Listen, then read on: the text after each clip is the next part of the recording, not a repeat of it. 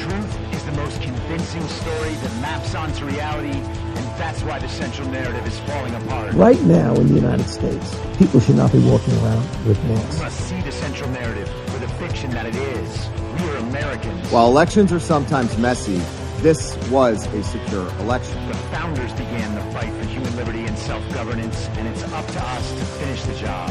I'll tell you what, we are in a truth emergency right now.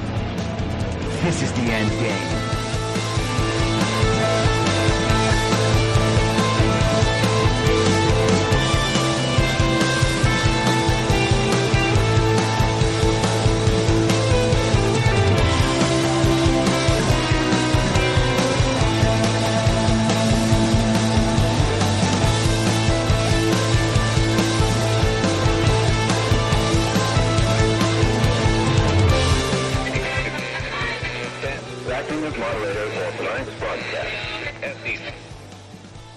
It's Wednesday, February 22nd, 2023, the 763rd day of dystopia. I'm your moderator, Chris Paul. Let's be reasonable. A warm welcome and hello to all of you listening to the podcast on the day of its release. The only way to do that is by becoming a paid subscriber at imyourmoderator.substack.com. You can do so for as little as $50 a year or $5 a month. And in doing so, you will be supporting me, the work I do, and this show as it expands. And if you can't, or you simply don't want to, continue listening to the podcast for free on a wide variety of podcast platforms. And of course, Rumble. All I ask is that you share it with your friends. You can find the links to the podcast, the writing, the social media, and the merch site by visiting linktree.com/I'm your moderator. So let's talk today about the world war we are being walked into by the global regime. We talked on Monday about how the fake president, Joe Biden, traveled over to what we're told is Kyiv to meet with the fake president of Ukraine, the comedic actor Vladimir Zelensky. They took a nice stroll down a lane in front of a very pretty mural that anyone who voted for Joe Biden would be absolutely thrilled to take selfies in front of, knowing what incredible engagement and attention that could draw on Instagram. You were in Kyiv? Was it dangerous? Were you inspired by the bravery of the Ukrainian people? Did you get a sight of Volodymyr Zelensky's drab camouflage sweatpants? That must have been the trip of a lifetime. But sadly, American influencers with Ukraine flag emojis in their screen names and profiles aren't traveling to Kyiv because the war zone is just too dangerous. How dangerous? Well, there were air raid sirens going off as the news teams and camera crews filmed the production of Joe Biden and Volodymyr Zelensky taking a nice stroll down the lane in front of the mural. And of course, they thought the air raid siren would be a nice touch. Someday in the future, someone's going to watch that video and think that Joe Biden in his dark Brandon aviator sunglasses was actually in some sort of danger, that Russia was attacking the whole of Ukraine, and that the brave Joe Biden was just there to save the world and not doddering around babbling through a photo op, while promising to send more American taxpayer money, more American-funded weapons, and potentially, one day, even young Americans over to Ukraine, whether they want to go or not. But the air raid sirens weren't real, and everyone knew that, even CNN. I've been here for the past 5 days. I have not heard any explosions. I have not heard any air sirens until about half an hour ago, right when President Biden was in the center of Kyiv, as Clarissa was just mentioning. He's been there for 5 days and hasn't heard an air raid siren until Biden landed, which to most people in CNN's audience means that Russia was probably attempting to attack Joe Biden. They wanted to take the king off the chessboard. Ooh, once they got Biden, the whole thing would fall apart because Biden is the leader. He's the one who's united NATO. He's the one who's united the world. Of course, he also wouldn't have heard of any bombings in Kyiv or any air raid sirens if he had been there 50 days or 100 days or 150 days or even 250 days, because they haven't been attacking Kyiv. So it's not a war zone and it's not dangerous, and there was no problem for Joe Biden to go there, especially after he already asked Russia for permission. Hey, will you guys agree to let the fake president land and leave without threatening him at all? And they said, sure, that doesn't matter at all. But it matters to our media here. Joe Biden is JFK and FDR and Winston Churchill all wrapped into one. He's going to save the world. He's the only one who can bring those Russians to heel and deal with that brutal dictator Vladimir Putin. And oh, Joe Biden is so celebrated in Europe. So after his Kyiv trip, he went over to Poland and he gave a speech, and I want to share with you this wonderful speech. You might remember they tried to present him the same way last year when he went to Poland and gave a speech. And during that speech, he announced to the world that Putin cannot remain in power. And of course, his illegitimate administration walked that comment back for the next few days, as they do with most of the things that Biden says, because he has no idea what's going on. So he landed in Poland yesterday, and they had some formal little ceremony, little get together with a red carpet that Joe Biden was supposed to walk down and then turn around and then walk back down part way. And he couldn't follow those instructions. It took multiple people to set Joe Biden back on course to walk in the right direction.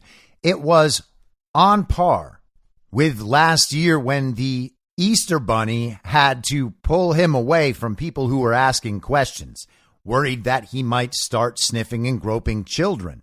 And then in the evening, he gave a big speech, probably to the biggest audience he's ever spoken in front of, at least since he was palling around with Barack Obama. And they built him a big stage and provided him a very dramatic backdrop. Things were lit up in blue and yellow, celebrating Ukraine. There was an American flag next to a Polish flag, next to a Ukrainian flag, because that's what it means to unite NATO. And, you know, we're all in it together, even though the American people are not in it at all and want it to stop immediately. His whole speech was covered in an ABC News special report. They made it out like this was some sort of State of the Union, like some major international event. They covered it as if it was like a royal wedding or something. No kidding, they had a 15-minute lead-in talking about how important this speech was. Here's a little bit of it. This is an ABC News special report. Now reporting, David Muir. Good morning, everyone. We're coming on the air from here in Warsaw, Poland, for a landmark moment in the war in Ukraine, now about to mark 1 year into this war. President Biden is about to step back onto the world stage momentarily to deliver a major address to America's allies, to Ukraine, and of course to Russia as well. It is evening here in Warsaw, and all of this comes 24 hours after his secret and history-making trip to Kyiv. President Biden intends to rally the allies and further cement America's unwavering support for Ukraine and the fight for democracy, pledging the U.S. will stand with Ukraine for as long as it takes, he has said. The president meeting today with Polish President Andrzej Duda. Poland, which shares a border, of course, with Ukraine, is a key staging ground for military aid flowing into Ukraine. President Biden also praising the people here of Poland for welcoming more than 1.5 million Ukrainian refugees. President Biden's speech providing one half of a remarkable split screen today. It comes just hours after Vladimir Putin, you see right there, delivering his State of the Nation address in Russia. Putin showing no signs of ending the war anytime soon and sending the U.S. a message of his own, announcing Russia is suspending its participation in START. That's the major nuclear arms treaty. He referenced the U.S. and the West several times.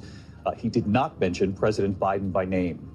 The sight of Presidents Biden and Zelensky together in Kyiv in the last 24 hours, of course, seen as a strong symbol of their solidarity. The two leaders defiantly walking the streets of the Ukrainian capital yesterday with air raid sirens wailing around them. And how about that? The air raid sirens were wailing around them. It's been 1 day. That video was from yesterday, obviously. So 1 day between the air raid siren and someone on ABC News presenting this as a massive international event, this speech, talking about that air raid siren that they turned on specifically for that publicity stunt. There was absolutely no justification for the air raid siren, and even CNN admits it. But you have to make the fake president look brave, and no one's going to think he's brave to just be wandering around in his dark Brandon aviators in a totally safe and not at all a war zone, Kyiv. This is how they create a false future history in real time. 10 years from now, people are going to watch ABC News' coverage that I just played for you, and absolutely nobody is going to know about that CNN clip where they're like, there haven't been any air raids. There haven't been any air raid sirens. There haven't been any bombings. There hasn't been anything going on in Kyiv for a long time. So we have an illegitimate president who travels over to Europe to drum up support for World War III, the full warmonger that he is, to protect global regime corruption in Ukraine, money laundering, human trafficking, bioweapons labs, and Nazi armies. But in the future, false reality, none of that will be true, and Joe Biden is coming to Ukraine, the middle of the danger zone, the middle of the war zone, to announce to Putin that the world will not tolerate his brutal invasion any longer. Now, people in 10 years who have no familiarity with this situation might watch that and think, wow, all of this is true. That actually was a brave move by Joe Biden. But what's even sadder is that there are people who exist right now, child brains who watch MSNBC and CNN and Fox for all of their information and read the New York Times and the LA Times and the Atlantic and blah, blah, blah. They actually believe it right now. They think Joe Biden is in a very dangerous war zone. And they don't care that he didn't bother visiting for a year, even though Bono went there to play a concert and Ben Stiller and Sean Penn have visited. Sean Penn gave Volodymyr Zelensky an Oscar, which is hilarious and also symbolic. Hey, Volodymyr Zelensky, this is the best acting job I've ever seen. They even had Vanity Fair, I think it was Annie Leibovitz, travel over there to take pictures of Volodymyr Zelensky's wife. That's how not a war zone it is. But hey, all of this is a comical farce anyway, so let's pretend it's real as much as we have to. And let's get into the speech. Allies, Ukraine, and Russia. Let's listen. One of our great allies, President Duda, Prime Minister, Mr. Mayor, to all the former ministers and presidents, as well as mayors and Polish political leaders from all across the country, thank you for welcoming back to Poland. You know, it was nearly 1 year ago I spoke at the Royal Castle here in Warsaw, just weeks after Vladimir Putin had unleashed his murderous assault on Ukraine, the largest land war in Europe since World War II had begun. And the principles that have been the cornerstone of peace, prosperity, and stability on this planet for more than 75 years were at risk of being shattered. 1 year ago, the world was bracing for the fall of Kyiv. Well, I just come from a visit to Kyiv, and I can report Kyiv stands strong. 1 year ago, the world was not bracing for the fall of Kyiv. That was a false narrative online and in Western global state propaganda media that was designed to produce the optics of a Ukrainian victory in Kyiv. They said that Vladimir Putin was going to attack Kyiv. He was going to sack Kyiv. And they kept him out. Huge victory for the West. Huge victory for Ukraine. Huge victory for American allies, all under Joe Biden's sound leadership. But that never happened. So it's actually not a big deal that Kyiv is still standing. Of course, Kyiv is still standing. Vladimir Putin doesn't want to ruin it. Kyiv is one of the historical capitals of Russia from like 1,000 years ago. He's not trying to ruin Kyiv. I'm sure back then it was called Kiev, like it also was called a year and a half ago.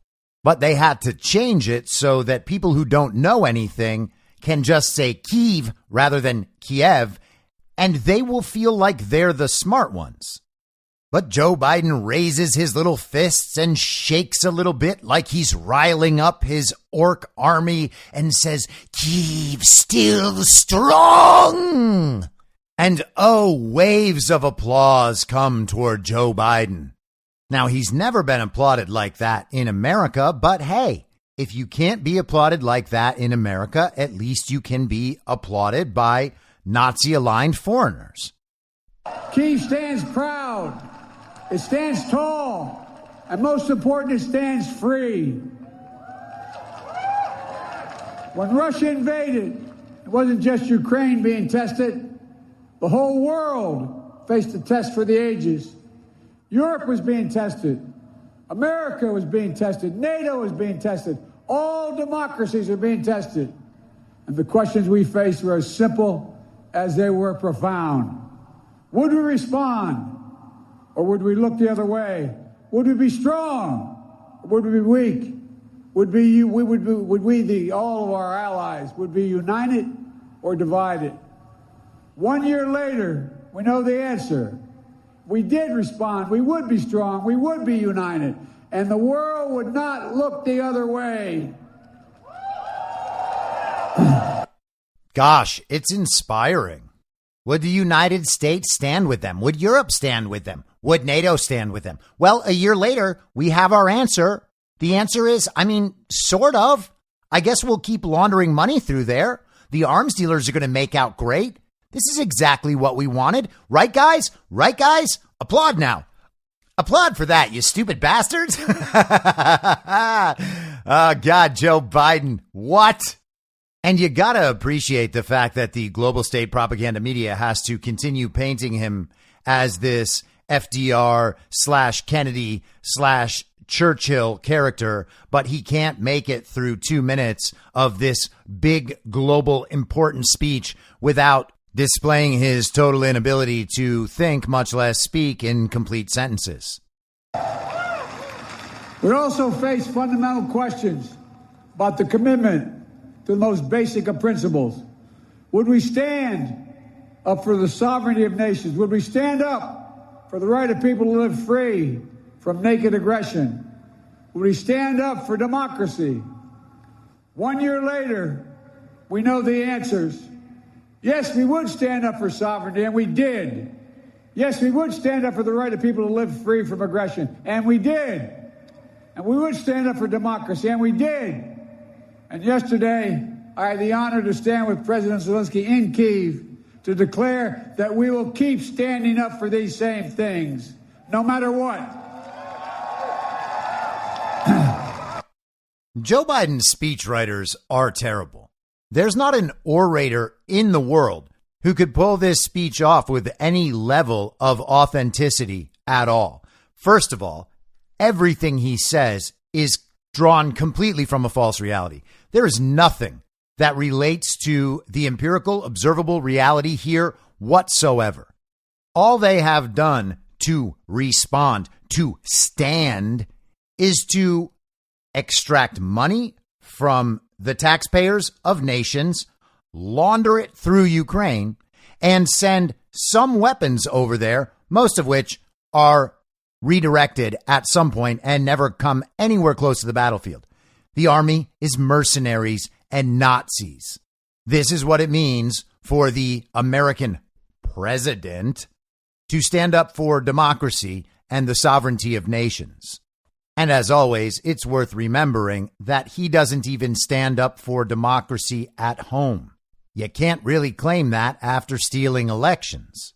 Of course, he's using the global regime's definition of democracy, which is they make all the decisions in the name of all the people whose elections they steal. And because the people don't know that the elections are being stolen, we're told, and they pretend, that the people have actually chosen all of this. And when they steal the next election, they will say, the people liked what we did.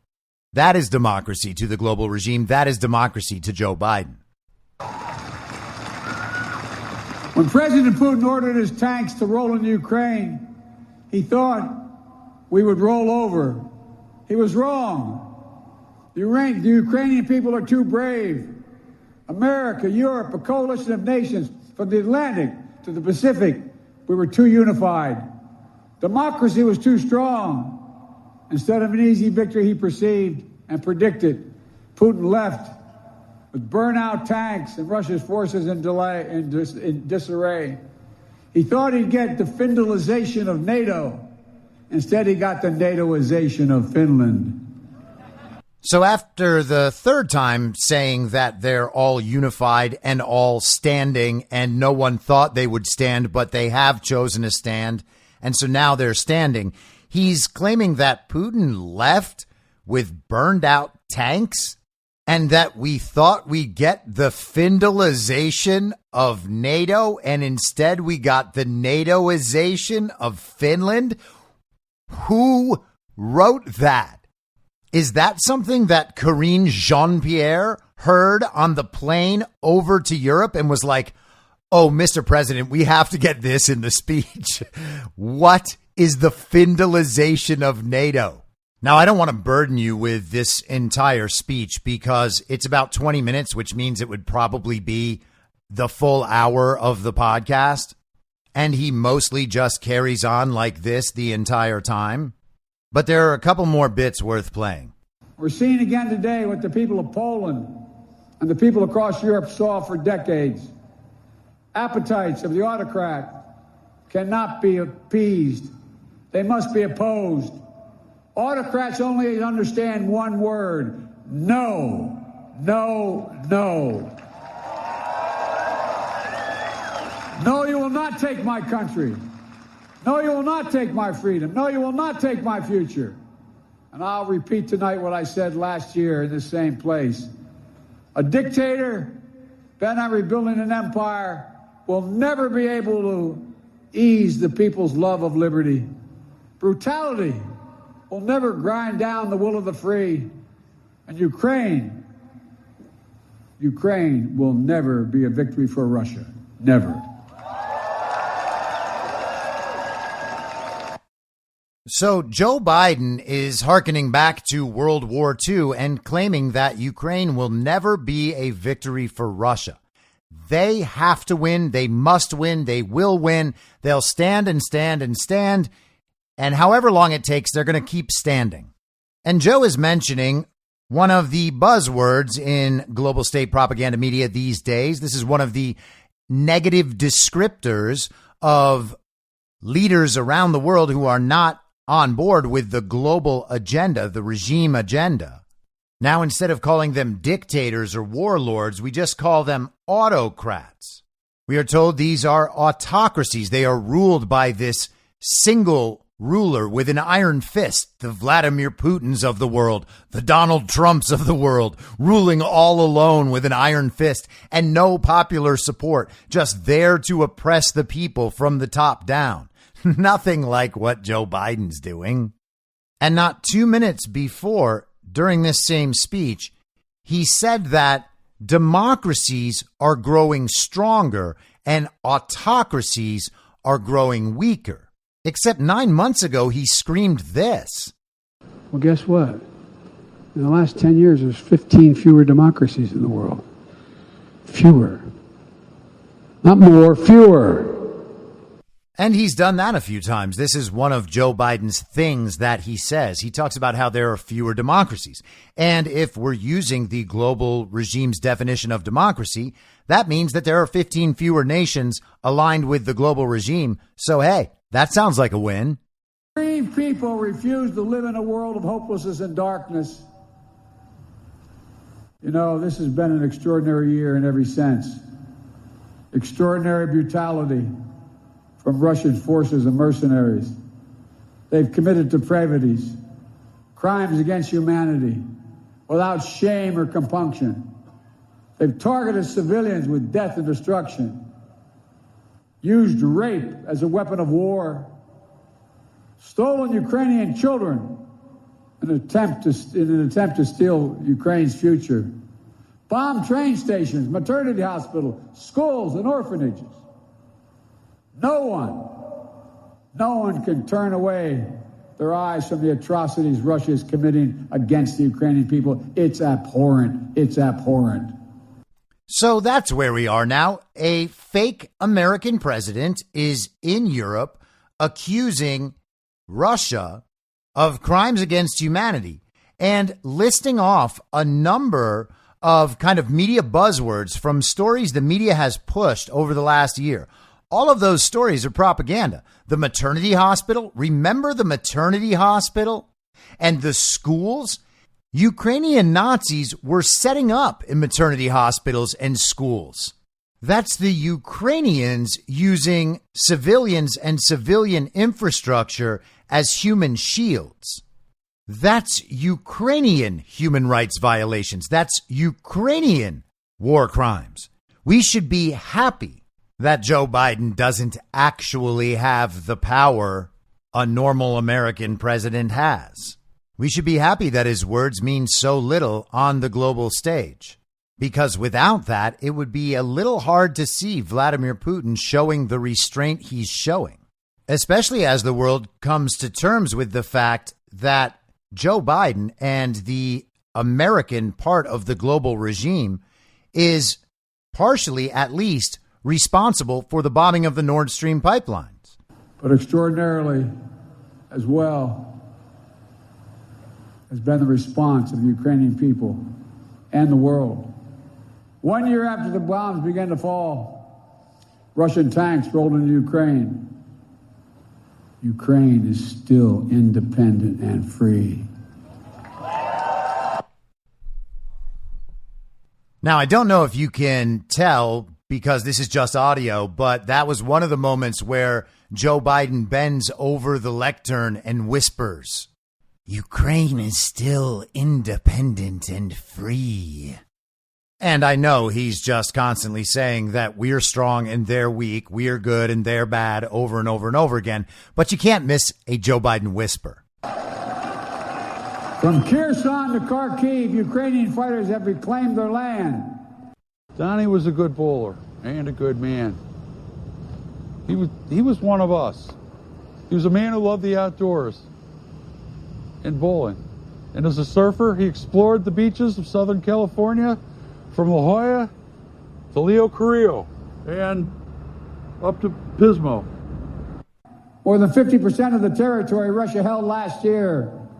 The blue and the yellow flag of Ukraine proudly waves once again. President Zelensky still leads a democratically elected government that represents the will of the Ukrainian people. Now, that's just nuts. First of all, those territories had referendums. They voted to be part of Russia. They're Russia now. That's what international law recognizes.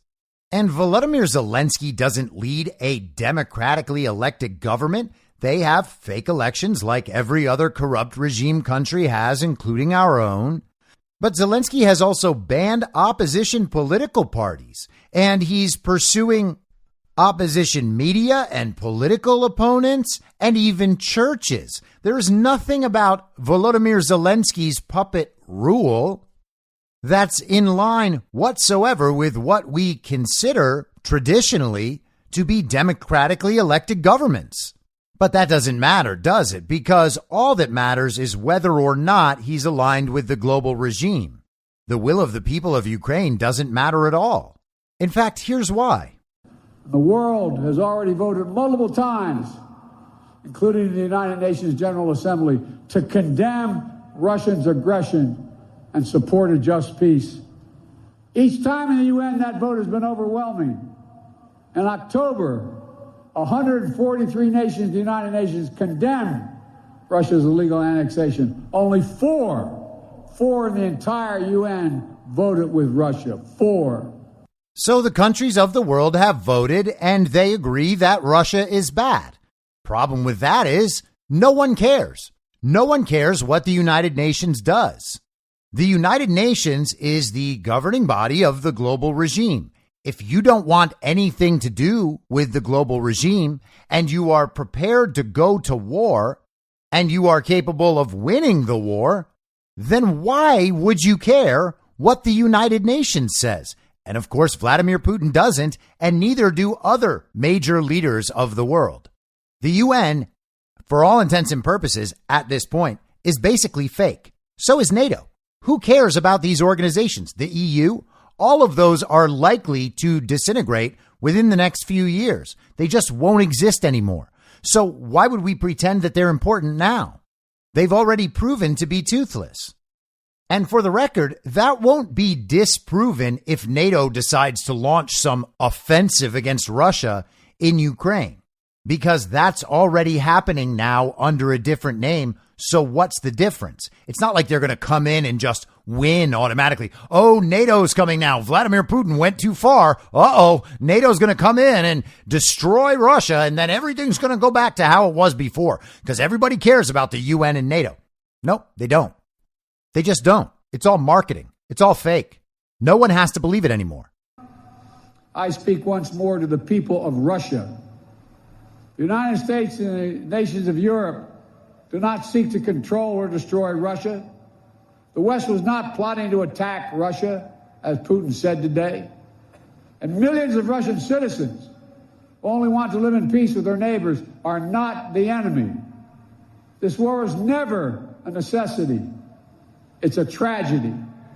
President Putin chose this war. Every day the war continues is his choice. He could end the war with a word. It's simple. If Russia stopped invading Ukraine, it would end the war. If Ukraine stopped defending itself against Russia, it would be the end of Ukraine. That's why together we're making sure Ukraine can defend itself. Well, that's strange. The West was not plotting to attack Russia. They don't want to destroy Russia. They have said many, many times, though, that they want to significantly weaken Russia's military and remove Vladimir Putin from power. He's saying that Russia's people are not the enemy, but the initial plan from the West was to use sanctions to destroy their economy. And who does that attack? Well, that attacks the people. So the people were actually the first victims of this war. And while they may not be described as the enemy, they're certainly the people who were attacked. So what does it mean to say that they're not the enemy? Every day that goes on, the war is a war of choice, a war of Putin's choice. He could end the war with one word. We are not told what that word is, but he would have to surrender. That could be the word, and pull out his troops and just give all of Ukraine back. And then the war could be over. Now, Putin would be an idiot to believe that. And of course, he doesn't believe it. And Joe Biden doesn't believe it either. But if he did that, then Ukraine could go back to being Ukraine. And that's what's really important, is keeping Ukraine there. Doesn't matter how many Ukrainian lives are lost or Russian lives or the lives of foreign mercenaries. Doesn't matter how much money is spent, how many arms are shipped. It doesn't matter how much of that money and weaponry and ammunition is steered off course and ends up in the hands of who knows. All that matters is that Ukraine still stands for some reason. Why do they care so much about Ukraine? Sure, it's the corruption. Sure, it's the biolabs. Sure, it's the Nazis. Sure, it's the resources. Sure, it's the history. Oh, wait. No. Yeah, it's just the history. Those other things are just things they stack on top of the history, but Ukraine has its own special importance to this certain powerful group of people in the world, the people who are actually controlling the global regime. It seems like maybe the history actually matters here. Maybe it matters that there have been Ukrainian Nazis there for decades. And maybe it matters why there have been Nazis there for decades. And maybe it matters who would have been there before, who was fighting the Russians and doesn't like having Russians right in that spot in the world. And what was that spot called way back in history? Oh, yeah, it was called Khazaria. But no. It can't be that. It can't be that. We're trying to defend the territorial integrity and the sovereignty of a nation that was just made up a very short time ago and just also happens to be one of the seats of this global corruption by the very same people. But I know that's a conspiracy theory. I understand.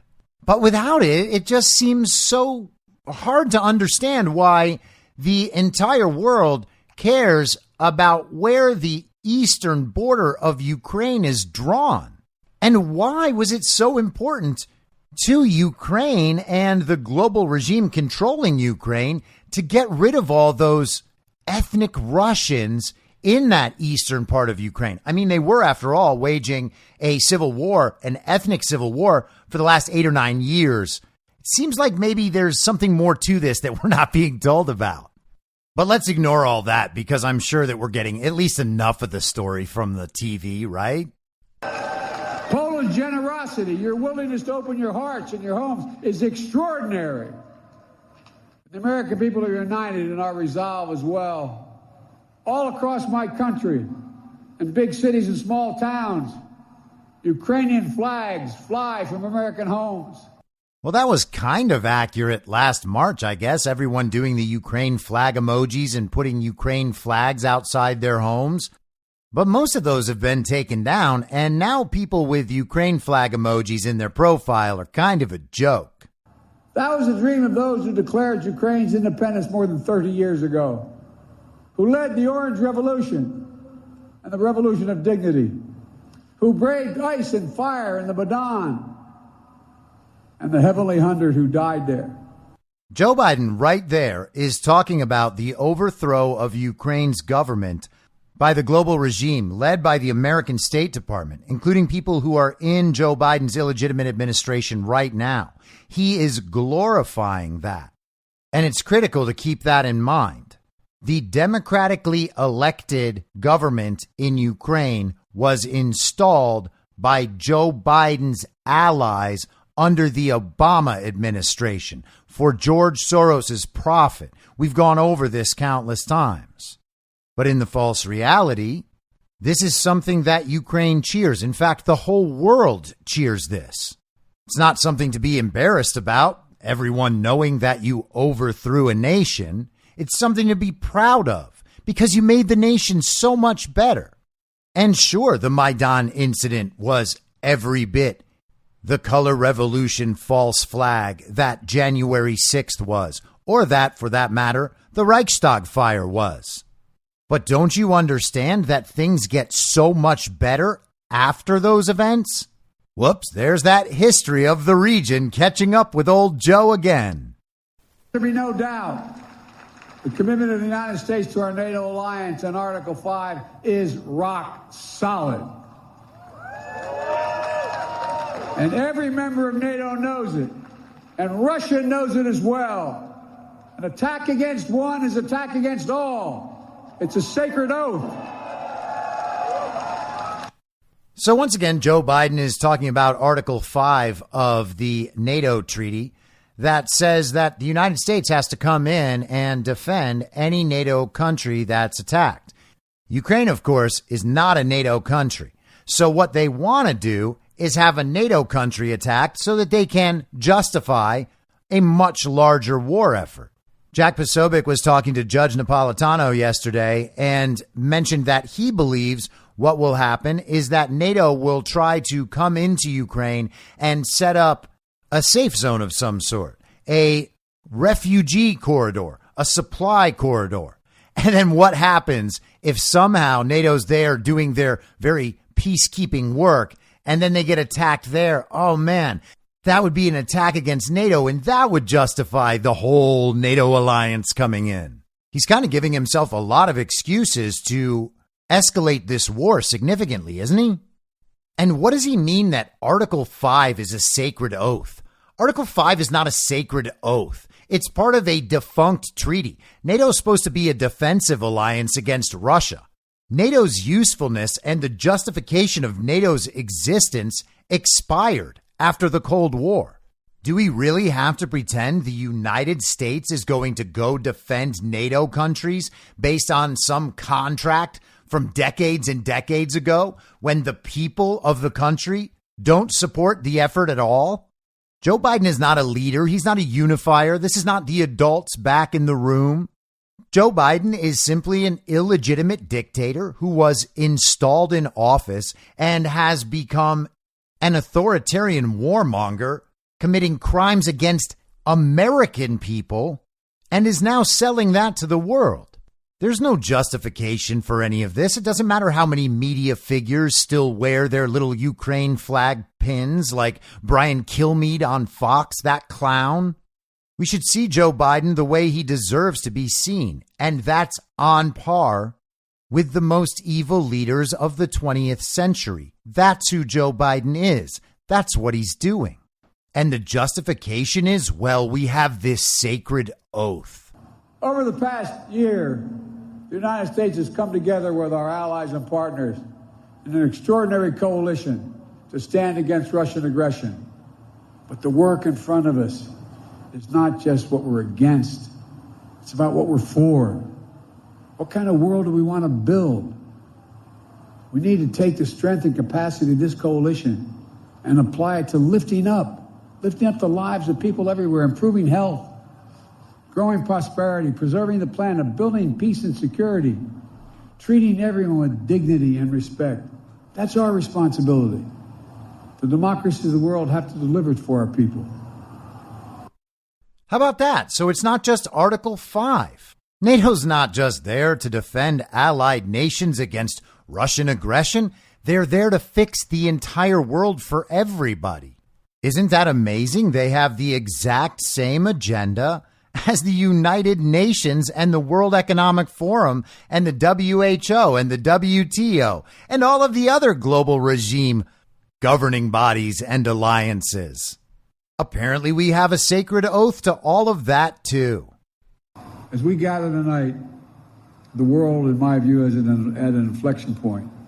The decisions we make over the next 5 years or so are going to determine and shape our lives for decades to come. That's true for Americans. It's true for the people of the world. And while decisions are ours to make now, the principles and the stakes are eternal. The choice between chaos and stability, between building and destroying, between hope and fear, between democracy that lifts up the human spirit and the brutal hand of the dictator who crushes it, between nothing less than limitation and possibilities, the kind of possibilities that come when people who live not in captivity but in freedom. Freedom. There is no sweeter word than freedom. There is no nobler goal than freedom. There's no higher aspiration than freedom. Americans know that, and you know it. And all that we do now must be done so our children and grandchildren will know it as well. Freedom. The enemy of the tyrant and the hope of the brave and the truth of the ages. Freedom. Stand with us. We will stand with you.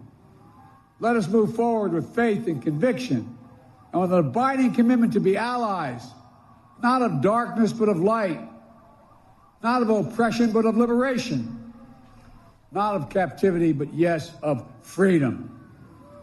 May God bless you all. May God protect our troops. And may God bless the heroes of Ukraine and all those who defend freedom around the world. Thank you, Poland. Thank you for what you're doing. God bless you all. The world is at an inflection point. The decisions we make now are going to matter a whole lot. But the principles and the values we are fighting for, those are eternal. The goal is for us to impose our will on everyone forever. And we are going to tell everyone that it's actually freedom, because freedom is the sweetest word in the world. And we're just going to say it over and over and over again. Now, get your shots or you can't go to the grocery store. Wear a mask or you can't fly on planes. Don't say things we don't like or we'll make sure that you can never talk again. And you're going to have to give us your guns because we simply don't trust you. Everybody knows that the only good kind of killing is abortions and whatever harms Russians. And hey, if you want to throw in the occasional cop, that's cool. So Joe Biden on the world stage basically repeats the same things over and over and over again about how our resolve is strong. We will stand with Ukraine forever. And while we're at it, let's mix in a little woke agenda stuff. We're going to talk a little bit about globalism and how we're going to cure the whole world of all its ills just by continuing to fight the Russians in Ukraine. Joe Biden spent 20 minutes speaking and said virtually nothing. Now, Vladimir Putin gave a much more complex and detail-oriented speech yesterday. And my good friend Patrick Gunnels is reading through the entirety of that speech on his show today. I was going to do that, but it's a bit long. Decided to go Biden instead.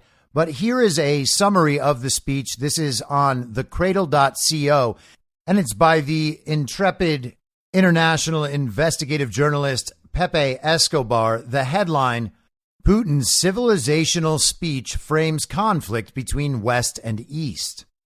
Russian President Vladimir Putin's much-awaited address to the Russian Federal Assembly on Tuesday should be interpreted as a tour de force of sovereignty. The address significantly marked the first anniversary of Russia's official recognition of the Donetsk and Luhansk People's Republics, only a few hours before 22nd February 2022. In myriad ways, what happened a year ago also marked the birth of the real 21st century multipolar world. Then 2 days later, Moscow launched the special military operation in Ukraine to defend said republics. Cool, calm, collected, without a hint of aggression, Putin's speech painted Russia as an ancient, independent, and quite distinct civilization, sometimes following a path in concert with other civilizations, sometimes in divergence. Ukraine, part of Russian civilization, now happens to be occupied by Western civilization, which Putin said became hostile to us, like in a few instances in the past. So the acute phase of what is essentially a war by proxy of the West against Russia takes place over the body of Russian civilization. That explains Putin's clarification that, quote, Russia is an open country, but an independent civilization. We do not consider ourselves superior, but we inherited our civilization from our ancestors, and we must pass it on. A war delacerating the body of Russian civilization is a serious existential business. Putin also made clear that, quote, Ukraine is being used as a tool and testing ground by the West against Russia, end quote. Thus, the inevitable follow-up. The more long-range weapons are sent to Ukraine, the longer we have to push the threat away from our borders. Translation, this war will be long and painful. There will be no swift victory with minimal loss of blood. The next moves around the Dnieper may take years to solidify. Depending on whether U.S. policy continues to cleave to neocon and neoliberal objectives, the front line may be displaced to Lviv. Then German politics may change. Normal trade with France and Germany may be recovered only by the end of the next decade. All that brings us to the games played by the empire of lies, says Putin. The promises of Western rulers turned into forgery and cruel lies. The West supplied weapons, trained nationalist battalions. Even before the start of the special military operation, there were negotiations on the supply of air defense systems. We remember Kiev's attempts to obtain nuclear weapons. Putin made it clear once again that the element of trust between Russia and the West, especially the U.S., is gone. So it's a natural decision for Russia to, quote, withdraw from the treaty on strategic offensive weapons. But we don't do it officially. For now, we are only halting our participation to the START treaty. No U.S. inspections in our nuclear sites can be allowed. As an aside, of the three main U.S.-Russian weapons treaties, Washington abandoned two of these. The anti-ballistic missile treaty was dumped by the administration of former President George W. Bush in 2002. And the Intermediate Range Nuclear Forces Treaty was nixed by former President Donald Trump in 2019. This shows the Kremlin's degree of exasperation. Putin is even prepared to order the Ministry of Defense and Rosatom to get ready to test Russian nuclear weapons if the U.S. goes first along the same road. If that's the case, Russia will be forced to completely break parity in the nuclear sphere and abandon the moratorium on nuclear testing and cooperation with other nations when it comes to the production of nuclear weapons. So far, the U.S. and NATO game consisted in opening a little window, allowing them to inspect Russian nuclear sites. With his judo move, Putin returns the pressure onto the White House. The U.S. and NATO will not be exactly thrilled when Russia starts testing its new strategic weapons, especially the post-doomsday Poseidon, the largest nuclear-powered torpedo ever deployed, capable of triggering terrifying radioactive ocean swells. And that kind of sounds like a dystopian movie. On the economic front, bypassing the U.S. dollar is the essential play toward multipolarity. During his speech, Putin made a point to extol the resilience of the Russian economy. Russian GDP in 2022 decreased by only 2.1%. Estimates of the opposing side did not become reality. They said 20%. That resilience gives Russia enough room to, quote, work with partners to make the system of international settlements independent of the U.S. dollar and other Western currencies. The dollar will lose its universal role. On geoeconomics, Putin went all out in praise of economic corridors from West Asia to South Asia.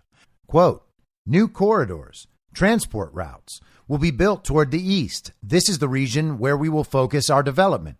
New highways to Kazakhstan and China. New north-south corridor to Pakistan and Iran. And those will connect to Russia developing, quote, the ports of the Black and Azov Seas. It's necessary to build logistics corridors within the country, end quote. The result will be a progressive interconnection with the International North-South Transportation Corridor, whose principles include Iran and India, and eventually China's megatrillion-dollar Belt and Road Initiative. It's inevitable that, apart from sketching several state policies geared toward Russia's internal development, one might even compare them to socialist policies. A great deal of Putin's address had to focus on the NATO versus Russia war till the last Ukrainian. Putin remarked on how, quote, our relationships with the West have degraded, and this is entirely the fault of the United States, end quote.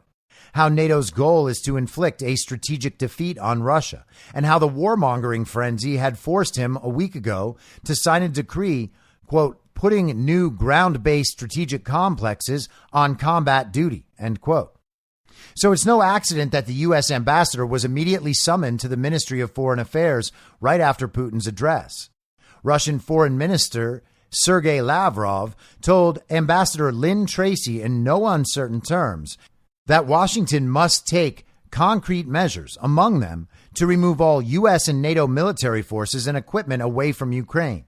In a stunning move, he demanded a detailed explanation of the destruction of the Nord Stream 1 and 2 pipelines, as well as a halt to U.S. interference in an independent inquiry to identify the responsible parties. Got that?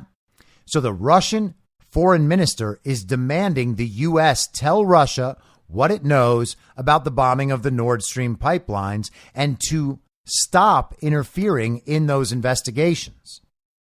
Keeping the momentum in Moscow, top Chinese diplomat Wang Yi met with Secretary of Russian Security Council Nikolai Patrushev before talking to Lavrov and Putin. Patrushev remarked, quote, the course towards developing a strategic partnership with China is an absolute priority for Russia's foreign policy. Wang Yi, not so cryptically, added, quote, Moscow and Beijing need to synchronize their watches. The Americans are doing everything to try and preempt the Chinese proposal for a de-escalation in Ukraine. China's plan should be presented this Friday, and there's serious risk Beijing may fall into a trap set by the Western plutocracy. Too many Chinese concessions to Russia and not as many to Ukraine may be spun to drive a wedge between Moscow and Beijing. Divide and rule, which is always the U.S. plan A. There's no plan B. Sensing the waters, the Chinese themselves decided to take the offensive, presenting a global security initiative concept paper. The problem is Beijing still attributes too much clout to a toothless UN when they refer to, quote, formulating a new agenda for peace and other proposals put forth in our common agenda by the UN Secretary General. And he's right to note the toothlessness of the UN. Beijing is still playing that game. Xi Jinping and China are still playing along. The unfortunate part of this piece of Pepe Escobar's reporting is that he is just focused on the countries and the governments there currently in charge, as they are told to us by global media. But that's not really the situation. It's the factions that matter, as I've said many times, and he doesn't seem to be recognizing that reality, but that is the only reality that matters in geopolitics right now. Same when Beijing upholds the consensus that, quote, a nuclear war cannot be won and must never be fought. Try to explain that to the Straussian neocon psychos in the Beltway who know nothing about war, much less nuclear ones. The Chinese affirm the necessity to, quote, comply with the joint statement on preventing nuclear war and avoiding arms races issued by leaders of the 5 nuclear weapon states in January 2022, and to, quote, strengthen dialogue and cooperation among nuclear weapon states to reduce the risk of nuclear war. Bets can be made that Patrushev explained in detail to Wang Yi how that is just wishful thinking. The logic of the current collective Western leadership has been expressed, among others, by irredeemable mediocrity Jens Stoltenberg, NATO's Secretary General. Even nuclear war is preferable to a Russian victory in Ukraine. Putin's measured but firm address has made it clear that the stakes keep getting higher, and it all revolves on how Russia's and China's strategic ambiguity are able to petrify a paranoid West flirting with mushroom clouds. And so I really do encourage people to read the transcript of Putin's speech or to listen to Patrick Gunnels read it on his show. You can find him on Rumble. Putin gave another speech today, this time in a stadium fully packed with supporters, as if it was like a Rolling Stone concert at the Rose Bowl. There are probably somewhere between 75,000 and 100,000 people attending this speech and cheering Putin on the whole time. Here is the scene as he enters. Vladimir Putin.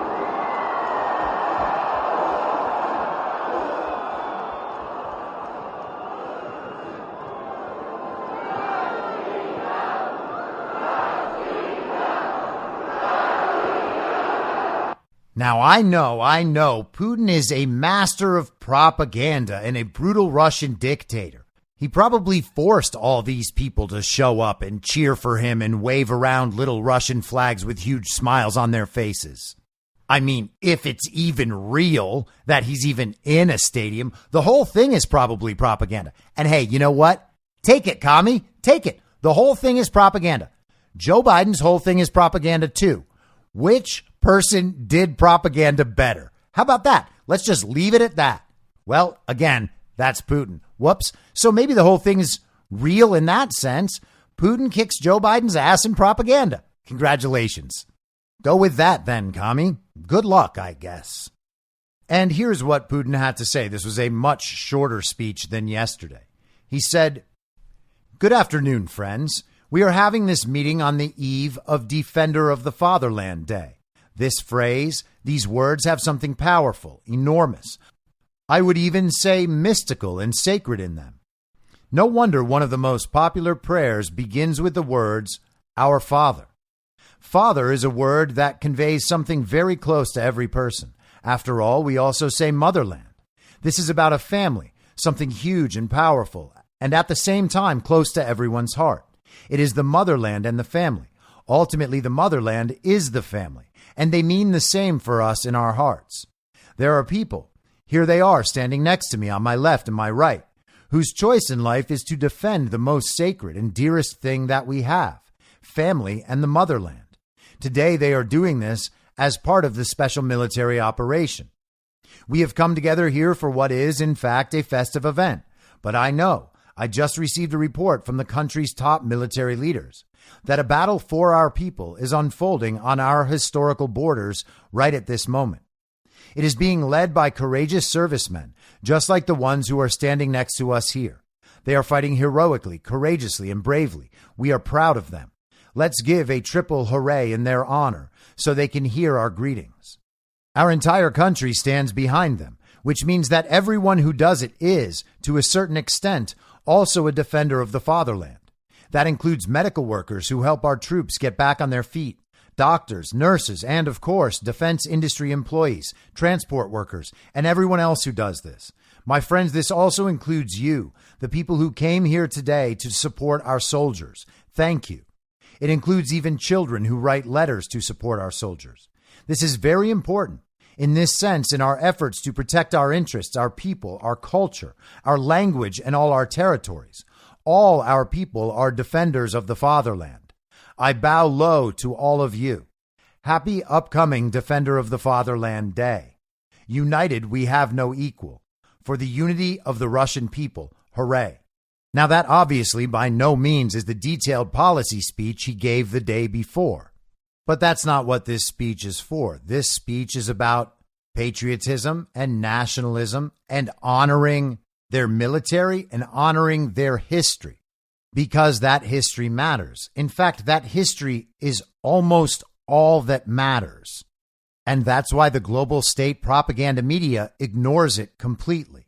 But it is worth knowing. This is Douglas McGregor from yesterday on Judge Napolitano's show. Here's President Putin earlier today on who started the war. Kiev regime provided artillery and aviation and other weapons to attack Donbass back in 2014. In 2015, they attempted again to directly attack Donbass. They continued shelling, terror in relation to citizens. All of this was completely against the documents that were accepted by the United Nations Security Council. I would like to repeat, they started the war, and we used the force in order to stop it. The only thing he didn't say is that Victoria Nuland, Hillary Clinton, and Barack Obama started this when they fomented, with the use of CIA and other assets, the so-called revolution in 2014, which overthrew the popularly elected government, which was perceived as pro-Moscow. That's about the only thing he didn't say. The rest of what he said is arguably an accurate recitation of that part of the history of that area. No, it is. And keep in mind that the Minsk agreements were reached and signed by Russia, Germany, France, in order to put an end to the attacks on the Donbass republics. These are Luhansk and Donetsk. These are the two, quote unquote, breakaway republics. They're all Russians. 14,000 people have died in the fighting there long before the Russians intervened in Ukraine. And this was intolerable, and they finally moved in to stop it. He's exactly right. There's no question about that. We don't acknowledge it, but justice and truth are not on our side in this. Justice and truth are not on our side on this. And look at where we are right now as a nation. War is being waged in our name with our money and resources. Atrocities are being committed in our name, and truth and justice are not on our side. What does that make us? Look what's being done in our name. How is that being allowed? I'll tell you how it's allowed. People are afraid to talk about election fraud. People are afraid to talk about the most basic, obvious truths because they know they're going to get in trouble. And so instead, this happens in our name. And why is it happening? Why does it continue happening? This is Zero Hedge today. Neocons know, quote, the monetary system is collapsing. Martin Armstrong warns, quote, war checks all the boxes. Legendary financial and geopolitical psychoanalyst Martin Armstrong said at the end of last year, the U.S. is being set up for a quote-unquote nightmare fall.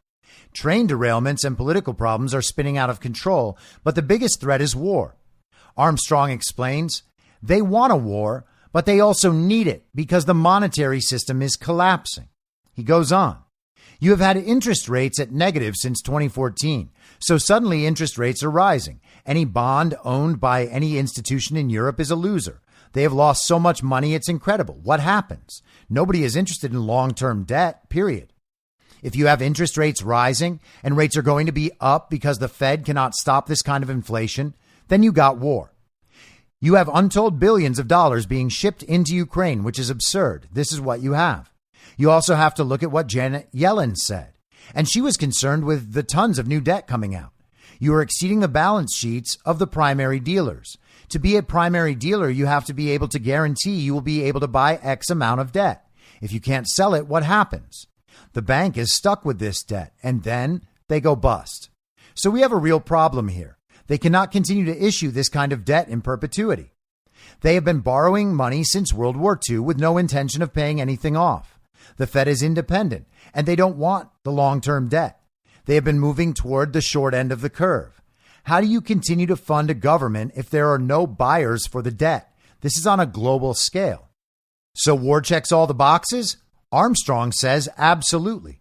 They get to default on all this debt, which is the real objective. That's why Klaus Schwab is out there saying you'll own nothing and be happy. He's trying to make it sound like they are doing this for you. We are going to default on all debt and relieve you of all your debt. This is because they are going to wipe out everything. Pension funds will be all gone. That's why they are coming out with guaranteed basic income to replace your pension. They've got this all worked out. That's what the end goal is here, because they cannot continue to function this way. They cannot continue to borrow whatever they need with no intention of ever paying it back. Armstrong reveals why the 2024 elections may not happen. Can the deep state commit enough voter fraud to keep Biden and the rest of the neocons in power? Armstrong says most of what is happening today is the fault of the neocons, and they have control of both parties. Armstrong points out Democrat Hillary Clinton paid for the phony Trump-Russia dossier, and Republican John McCain delivered it to the FBI. Armstrong calls it the Uniparty and goes deep on the problems the neocons are causing on purpose. Armstrong also talks about the dollar, gold, civil unrest, tangible assets in the Ukraine war. Armstrong sources say the real number of casualties of the Ukrainian army stands at a whopping 250,000 dead. Armstrong says Russia is not losing the war, it's winning. And the article goes on. The interview is linked to the article on Zero Hedge. I encourage you to go check it out if you're interested. But again, this is what we've been talking about. This tracks with everything we've been saying for the last couple years. The Great Reset agenda must be pushed forward because their financial game is collapsing. And this war is just a part of that. Now, I think to then attribute it to just the neocons is a little silly. The neocons are operating on behalf of the global regime, as they always have. But it's not just the neocons.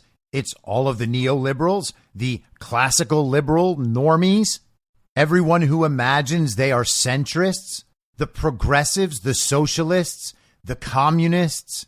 It's all the same agenda. They just argue about the nuances and then market that to the people. If the real goal is to protect the global regime and the bankers during a massive financial reset of the entire world, then it's not the neocons doing all this. It's the bankers.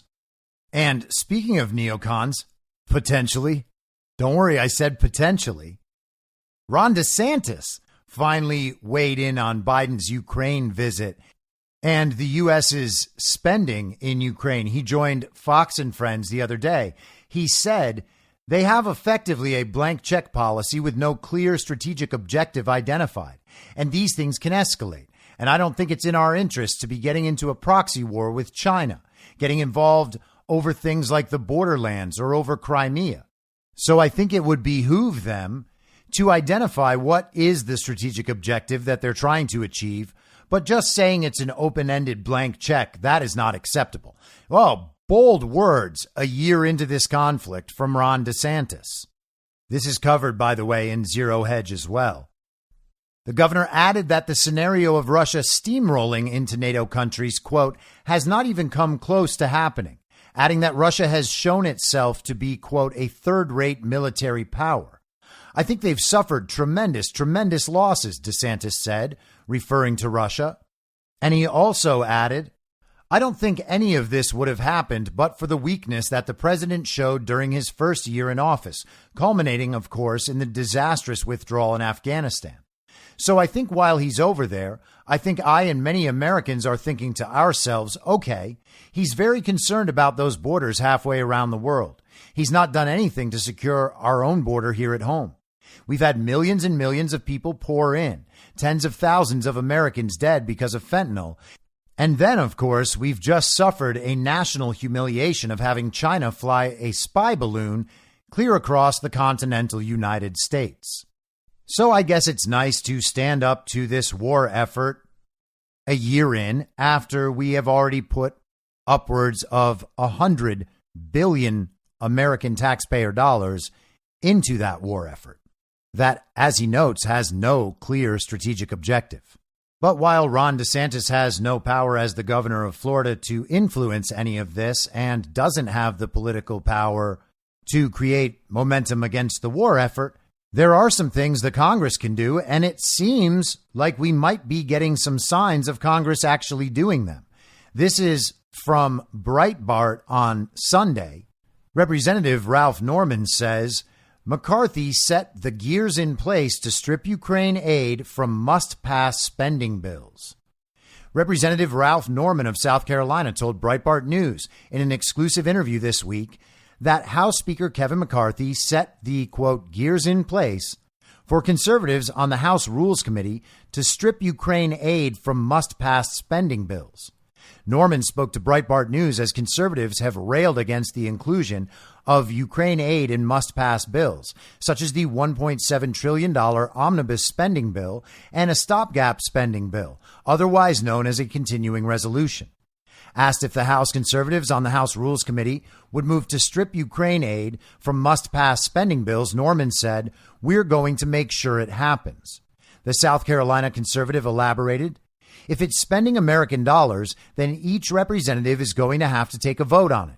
We're simply not going to let them bundle it up on something completely off the radar with having anything to do with where the money is going." And that would certainly be a welcome development. The House should be stripping away the money from this war effort. There is no war declared. Congress did not declare war. Joe Biden can't even justify any part of the war. We're apparently just doing Ukraine a favor. But if this is a favor, what would it look like to actually be harming the people of Ukraine?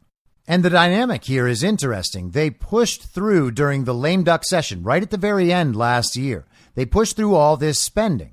It's seeming now like they must have done that thinking that Kevin McCarthy and the Republicans in the House wouldn't have the political will or the political support to be able to end funding for this Ukrainian war effort. But it seems like they're going to go ahead and do just that, which means that the regime has read the political situation in America wrong once again, because the people are no longer supporting all of this spending. And that should be pretty clear by the astounding lack of Ukraine flags on American houses where Ukraine flags used to be. And that's not the only anti-war effort coming from the Republican members of Congress. This is from Fox News today. Matt Gaetz wants all U.S. troops pulled from Syria, claims Biden lied about military presence. Congressman Matt Gaetz of Florida is pushing his colleagues in the House for a vote on whether the U.S. should keep forces in Syria after reports that 4 U.S. service members were wounded in Syria last week, long after Biden said there were no U.S. troops in that country. His resolution would mandate that President Biden remove U.S. armed forces from Syria no later than 15 days after the date of the resolution's adoption. Since the invasion of Ukraine, we seem to have turned our attention away from some of America's entanglement in Syria, Gaetz told Fox News Digital. And the purpose of my legislation is to force members of Congress to vote on record regarding whether they think we ought to continue Obama's war in Syria. President Obama kicked off our involvement, and now we still find ourselves in the middle of a Syrian civil war with Russia and Turkey and Iran all present in a very confined neighborhood. And it strikes me as a powder keg for very dangerous escalation, he added. And as we find ourselves here in 2023, we ought to ask ourselves, do we really want to continue the Obama-era policy of engaging in a Syrian civil war? I don't think we should. Gaetz, who sits on the House Armed Services Committee, filed the resolution following a February 17th report from U.S. Central Command that 4 U.S. service members were wounded during a U.S. and Syrian Democratic Forces helicopter raid in northeastern Syria that killed a senior ISIS leader. Gaetz said he's worried President Biden does not have a cognitive grasp on the Syrian conflict citing an August 2021 interview with ABC News on U.S. involvement in the Syria conflict, in which Biden stated, quote, "We don't have military in Syria to make sure that we're going to be protected." But news reports rebut that claim and say that, at the time of the interview, the U.S. had an estimated 900 troops in Syria for the purpose of helping SDF fight ISIS. Gates says Congress has never authorized participation of U.S. armed forces in Syria, which Gates argued is required by the Constitution.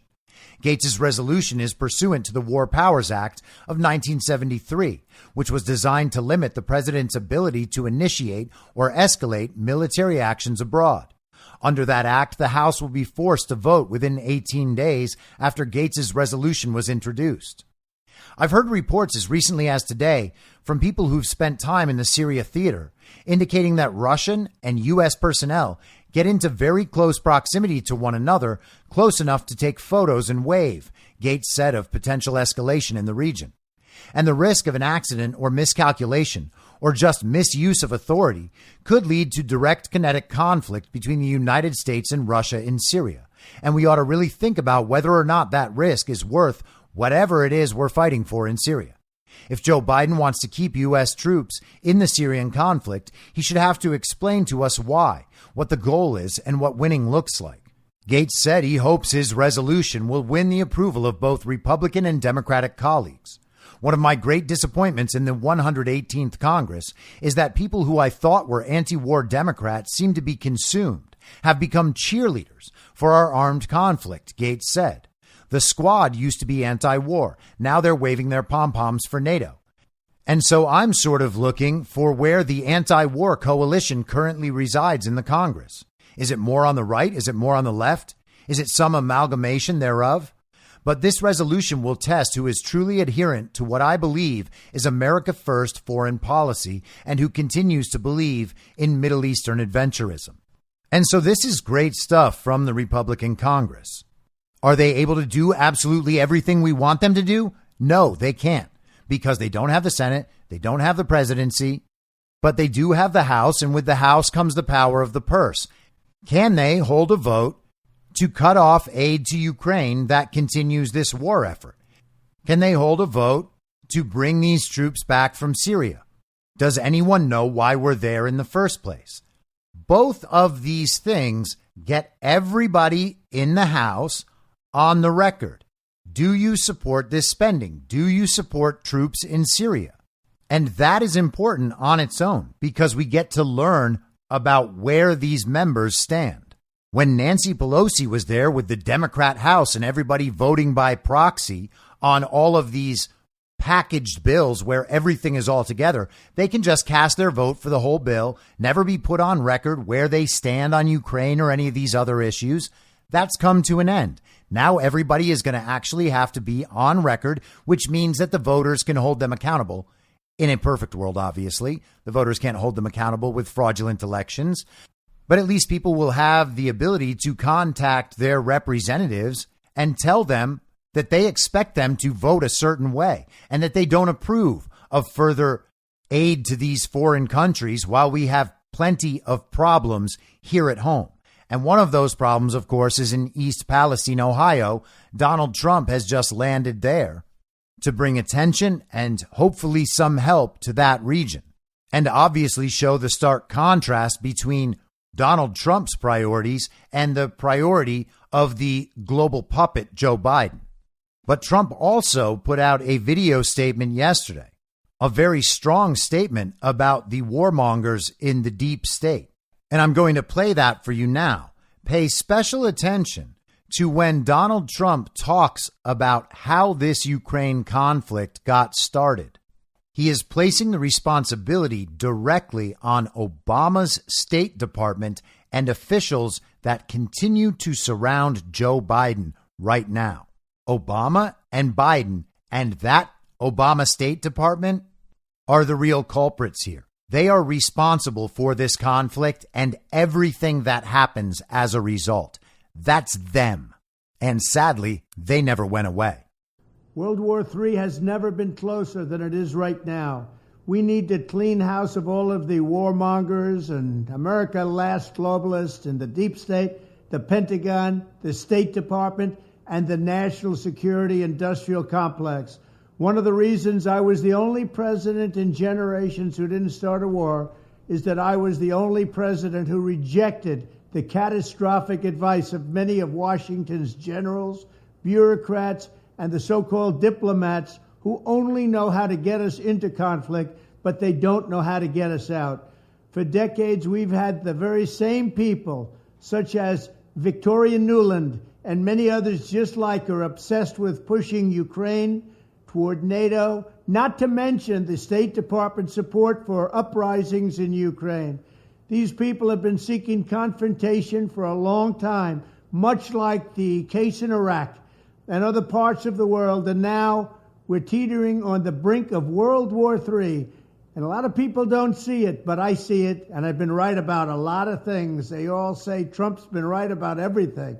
None of this excuses in any way the outrageous and horrible invasion of Ukraine 1 year ago, which would have never happened if I was your president, not even a little chance. But it does mean that here in America, we need to get rid of the corrupt globalist establishment that has botched every major foreign policy decision for decades, and that includes President Biden, whose own people said he's never made a good decision when it comes to looking at other countries and looking at wars. We have to replace them with people who support American interests. Over our 4 years in the White House, we made incredible progress in putting the America Last contingent aside and bringing the world to peace.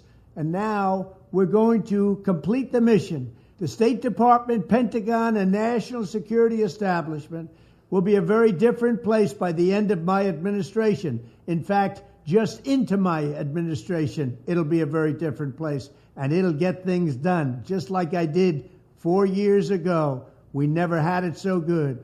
We'll also stop the lobbyists and the big defense contractors from going in and pushing our senior military and national security officials toward conflict, only to reward them when they retire with lucrative jobs, getting paid millions and millions of dollars. Take a look at the globalist warmonger donors backing our opponents. That's because they're candidates of war. I am the president who delivers peace, and it's peace through strength. There was a reason we had no conflict. There was a reason we didn't get into wars, because other countries respected us. I entirely built, all right from the beginning, rebuilt our military. It's a big reason for that. They didn't want to mess around with the United States, and now they're laughing at us. We could end the Ukraine conflict in 24 hours with the right leadership. At the end of my next 4 years, the warmongers and frauds and failures of the senior ranks of our government will all be gone, and we will have a new group of competent national security officials who believe in defending America's vital interests above all else. Thank you very much. Trump is calling out the Obama-Biden regime and their allies, including people like John McCain, and he's even calling some of them out by name, particularly Victoria Nuland. He's right about how all of this got started. He's right about who caused it. And he's right about the fact that he is the president of peace. He is the one who did not start new wars and didn't escalate old conflicts. This is exactly the right policy. He is going after the military-industrial complex in the way very few presidents in our history have. He is right that the route to peace is through strength and through sovereign nations leaving one another alone, rather than infiltrating and subsuming other nations, making them part of a global regime to ultimately take over and control the world and all its resources. That is what we're facing. Trump is firmly against that. And we should be overjoyed that there is a president, a leader on the world stage out there saying exactly this. Does anyone doubt that he has the power to clear these people out of government when he is back to being officially recognized as president? I don't. That is the leader we need in 2024. It is the leader we need right now. And we should all be thankful that Donald Trump exists, because everyone now can see what the alternative really looks like. I'll be back tomorrow at the same reasonable time on the same reasonable podcast network. I don't have a network. Masks and lockdowns don't work. They lied to you about a pandemic, and Joe Biden will never be president. In my mind, that's the end game. If you're listening to this episode for free, you can support me and support the show and the work I do by signing up for a paid subscription at imyourmoderator.substack.com. You can do so for as low as $50 a year or $5 a month.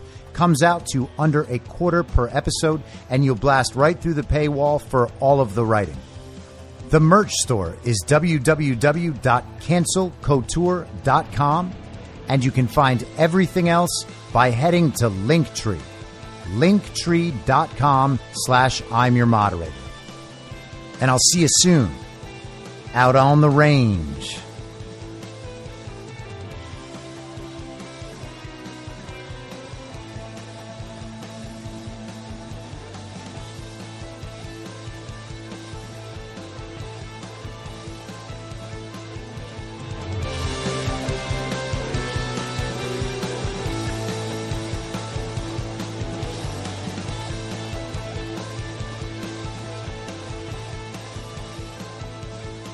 It's happening!